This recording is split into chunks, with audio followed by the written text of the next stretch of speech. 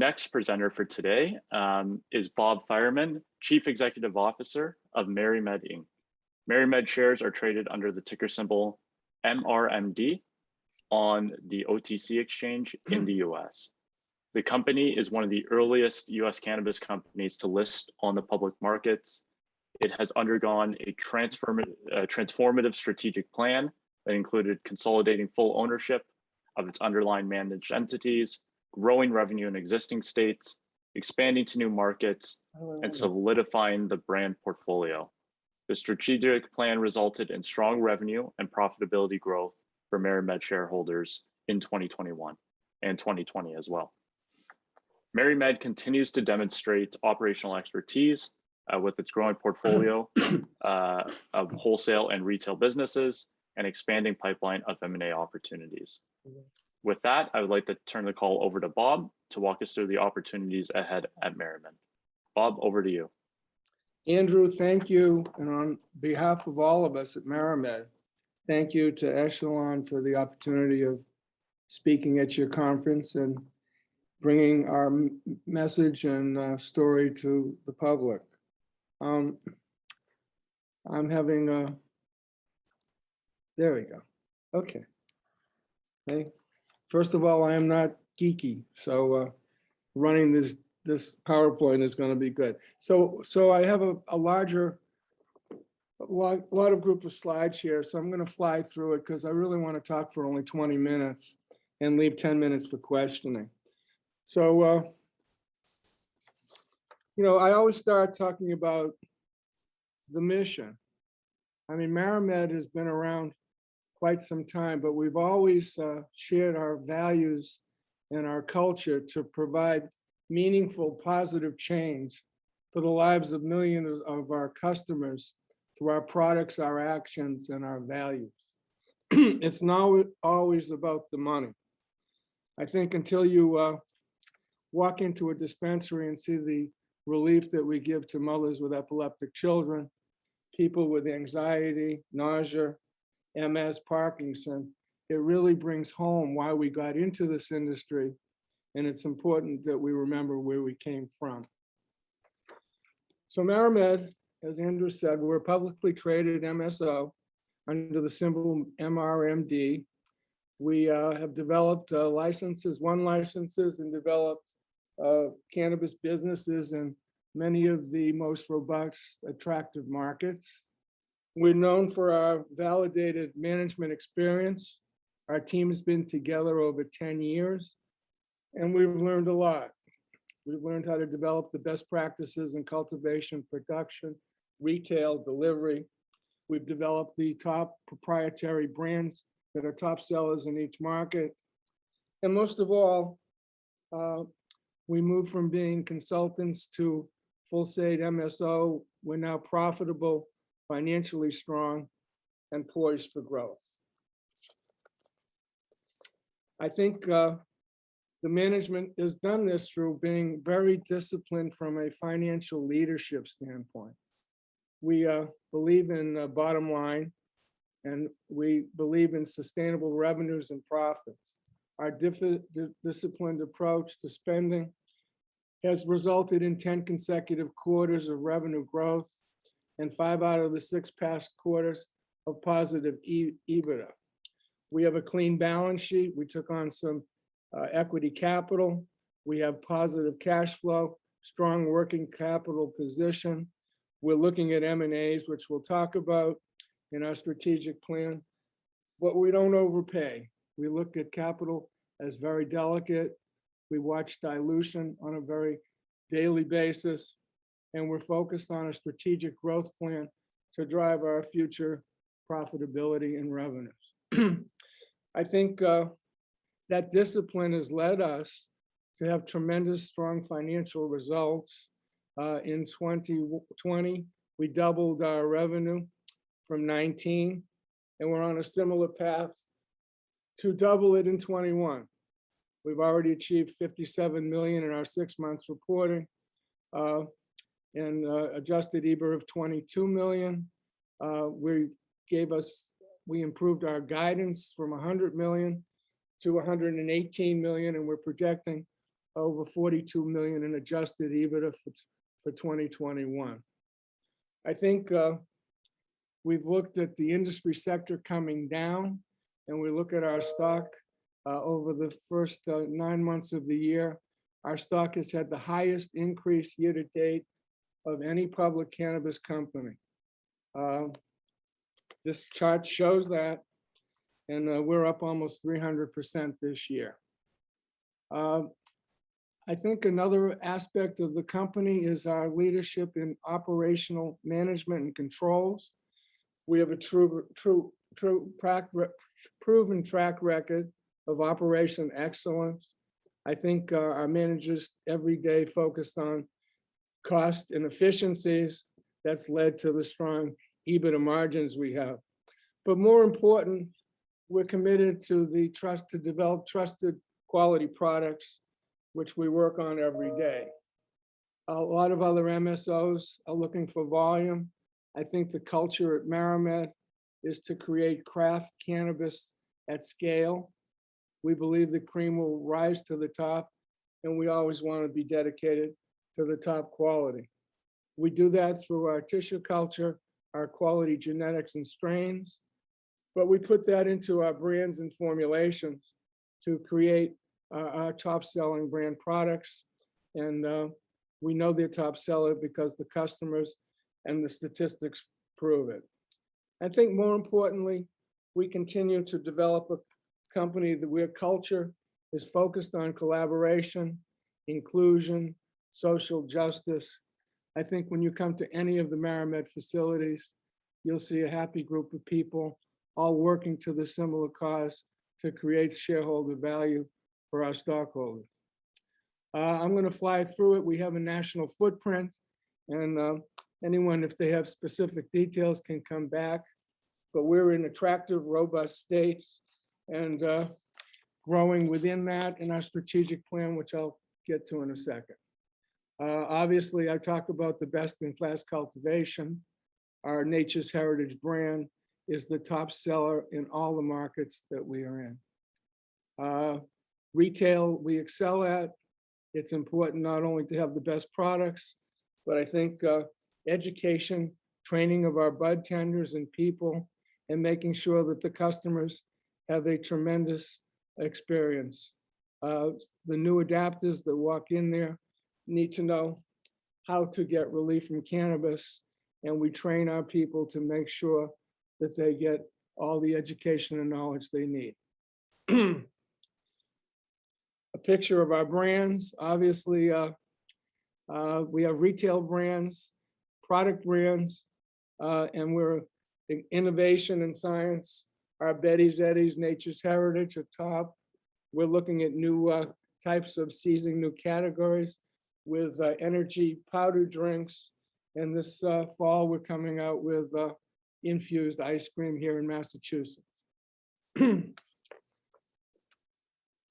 I think I would be resident in not talking about the culture.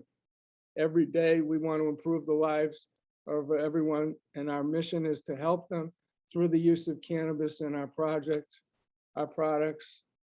In every location that we're at, we support local education and diversity, inclusion, and all the things through promotions, through sponsoring events, and for doing whatever that makes sense in the local communities.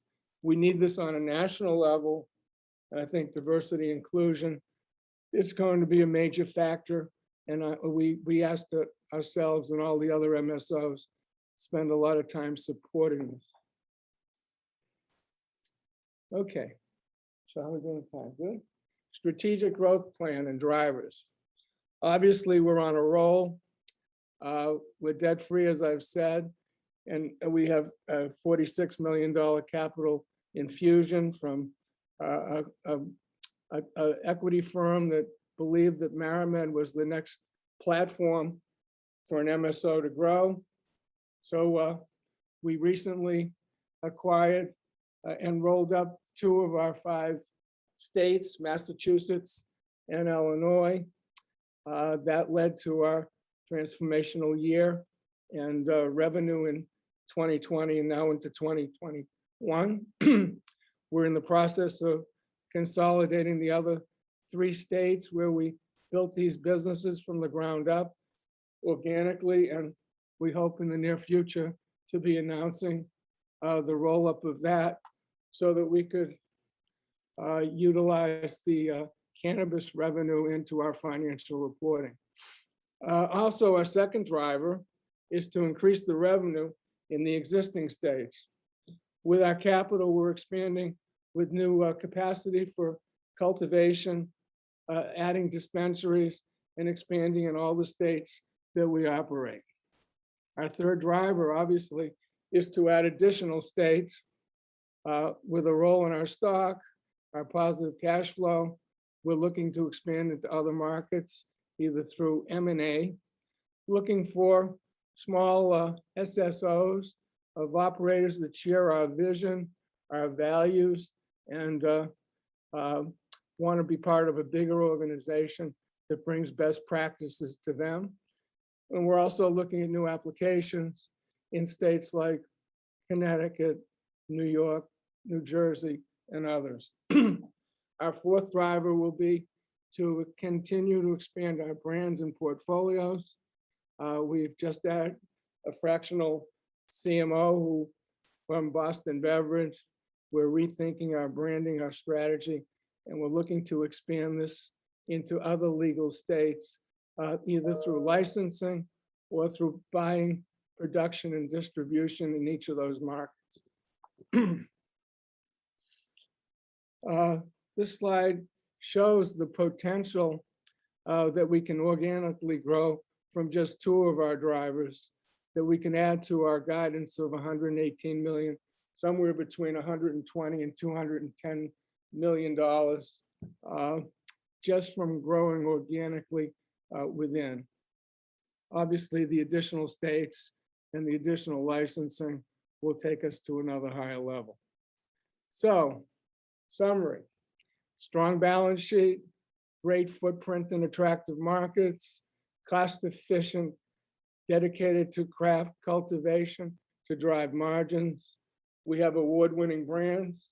We have validated, experienced management team, and we have a strategic growth plan that we're executing on all cylinders as I speak. So we're hitting it out of the park. We're poised for growth.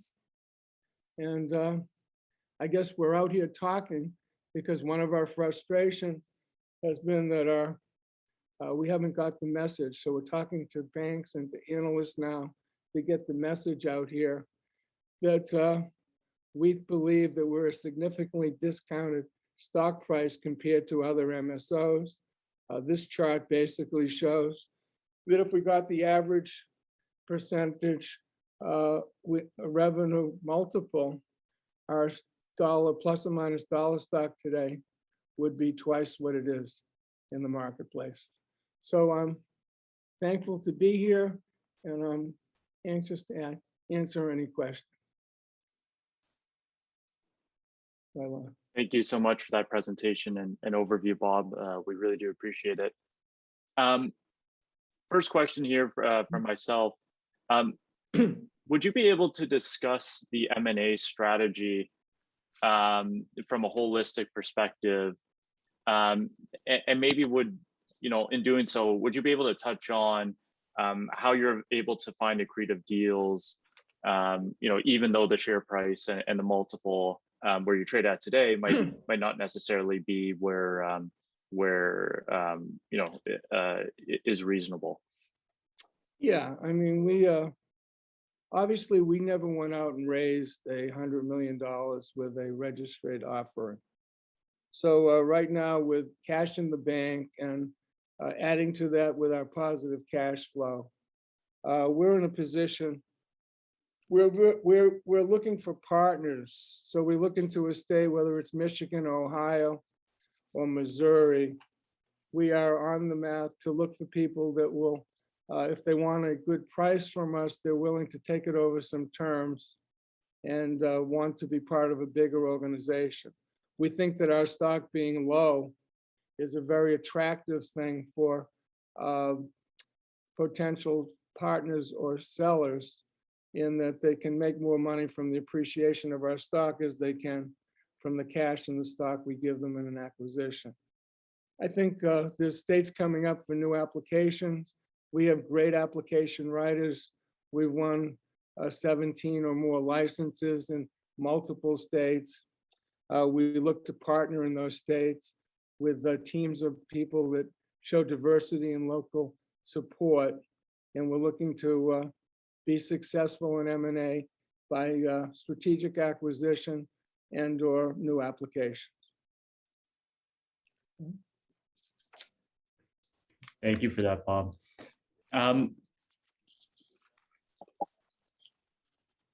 Plan. You lost audio. There you go. You laid out a aggressive strategic growth plan, driven by the consolidation of your businesses and deepening your presence in your existing states.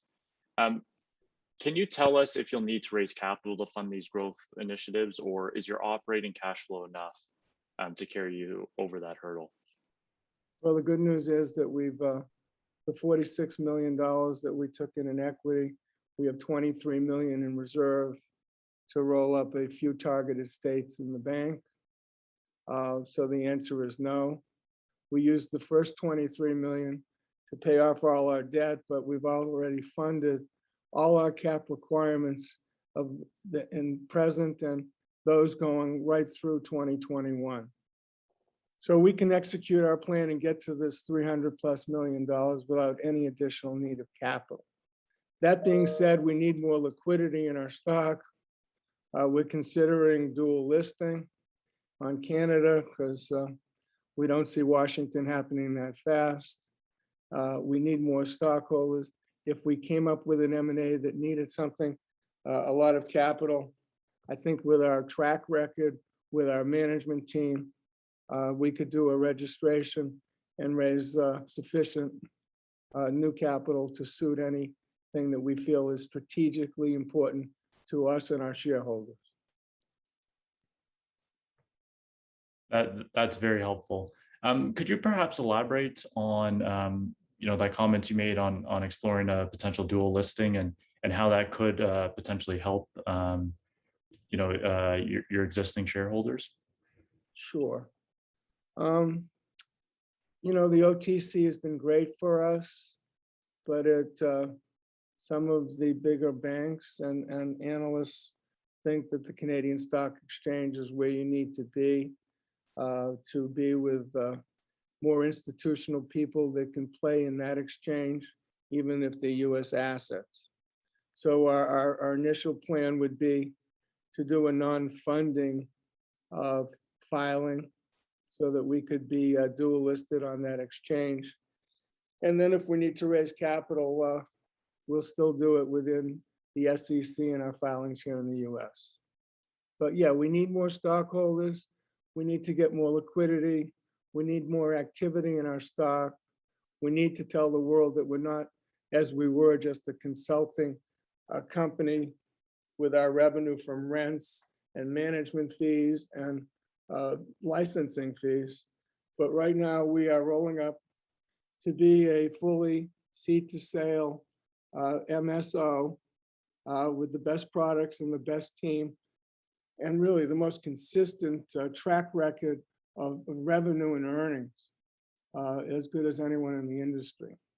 We're not the biggest anymore, but we're going to get larger, and we're going to do it in a disciplined approach and continue to work within our guidelines. And I think we're adding to our bench all the time. We've just added a new communication officer, a new investment relations officer. We're adding a CMO, and we're looking to others.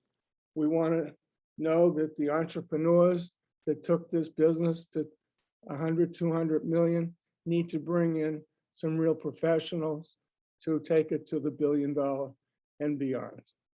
So we're here, and we're very excited, and we love to tell our story, and we're really proud of the results and the performance that we've been doing. Appreciate you providing some additional color on that. I wanted to ask about one of the slides in your presentation.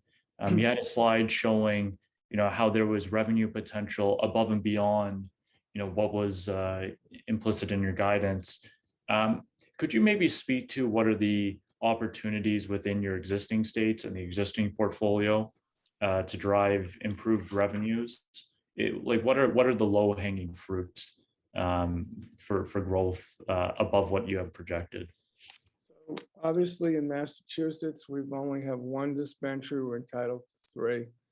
We're in the process and hopefully we'll announce shortly the development of 2 others. Also in Massachusetts, we own a building that's 140,000 square feet. The tenant, we're in half of it.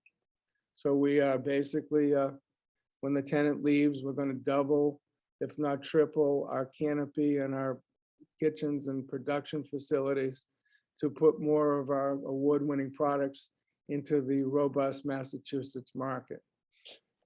In Maryland, we developed a 180,000 foot building we own. We developed 100,000. We're in the process of adding 80,000 square feet of new product development and canopy for more flower into a very robust Maryland medical only market. Soon, I hope next year to be adult use as well. In Delaware and in Maryland, we are adding a dispensary that we hope to open the beginning of first quarter in Annapolis, Maryland. In Delaware, we own 2 of the 5 licenses that are open in the state. We were the pilot program there for the state. We're now developing a 110,000 foot building to triple all of our production there in Maryland as it moves also into recreational, hopeful next year.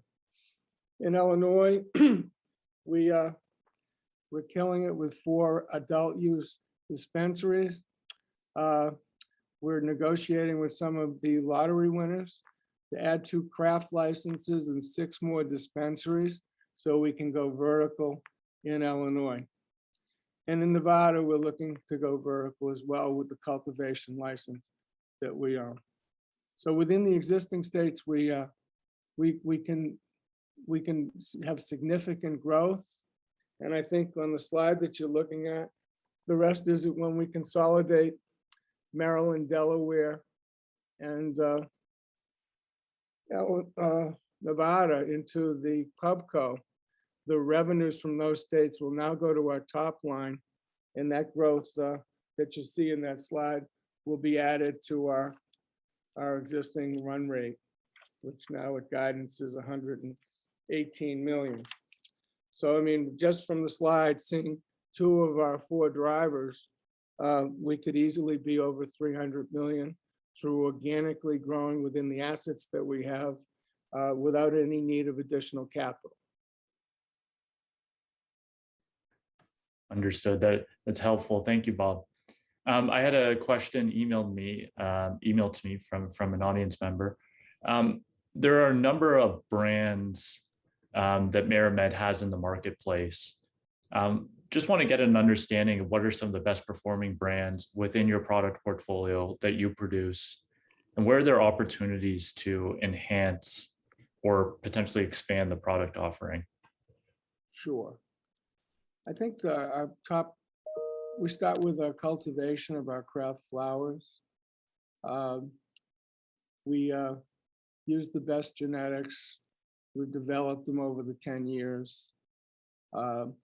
We put them under our brand Nature's Heritage, which is our flower concentrate brand. We can't grow it fast enough. It's top sellers in most of the dispensaries, as well as our own. And we're looking to expand that now into Delaware and other states. On the infused edible side, Betty's Eddies and Confusion have been superior brands wherever we develop them. Betty's has won national and local awards. We just won another one as the top, one of the top consumer products in the state of Massachusetts.